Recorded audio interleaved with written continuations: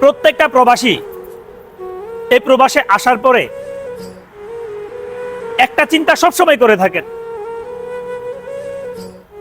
যতদিন থাকার একবারে থেকে কিছু টাকা উপার্জন করে নিজে কিছু টাকা ক্যাশ করে চলে যাব দেশে, অন্ততপক্ষে আর এই প্রবাসে আসবো না।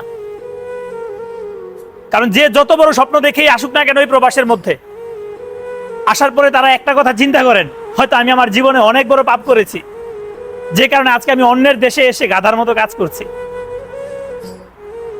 আমিও একটা চিন্তা করেছিলাম, যতদিন থাকার একবারে থেকে নিজে কিছু টাকা ক্যাশ করে দেশে চলে যাব, দেশে গিয়ে একটা বিজনেস করব। আমার একটা ছোট্ট স্বপ্ন ছিল, নিজের জীবন থেকে 7টা বছর শেষ করে দিয়েছি, 7টা বছর শেষ করে দিয়েছি।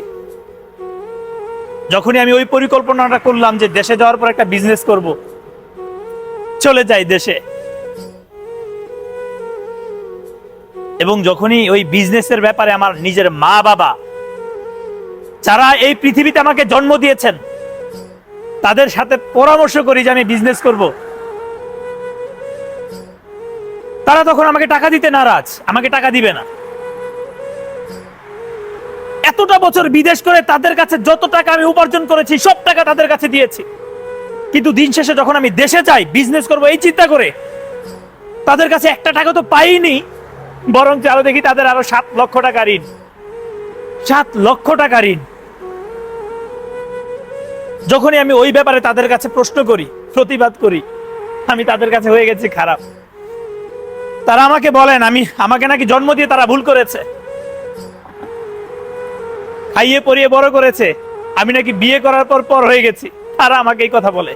বিশ্বাস করেন এই কথাগুলা ঠিক এখান থেকে আসে।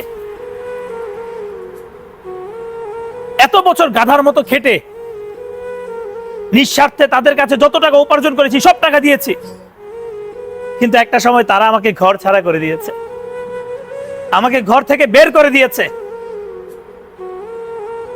কত মানুষের কত প্রশ্নের সম্মুখীন হতে হয়েছে আমাকে, এত বছর বিদেশ করে কি করেছিস তুই, এখন ভাড়া কেন থাকিস?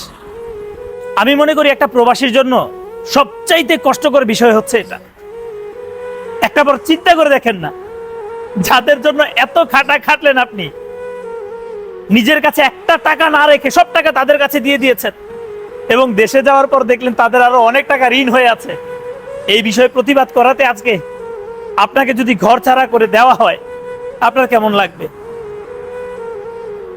অতএব আমি একটা কথা বলতে চাই সকল প্রবাসী ভাইদেরকে, যারা নতুন আসতেছেন, বিশেষভাবে তাদের উদ্দেশ্যে, ভাই প্লিজ আসেন এই প্রবাসে, মা বাবাকে দেন টাকা, যত টাকা ইনকাম করে দেন, কিন্তু নিজের কাছে কিছু টাকা হলেও রাখবেন।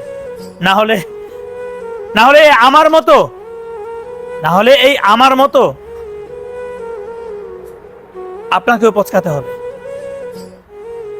একটা কথা ভুল বলছে না, একটা কথা, ইতিহাস সাক্ষী আছে, যখন আপনি শূন্য পকেটে থাকবেন, বাইরের মানুষের কথা বাদই দেন, সর্বপ্রথম আপনার যে রক্তের সম্পর্কের মানুষগুলো আছে তারাই আপনার কাছ থেকে মুখ ফিরিয়ে নেবে। আল্লাহ হাফেজ, ভালো থাকবেন সবাই, আসসালামু আলাইকুম।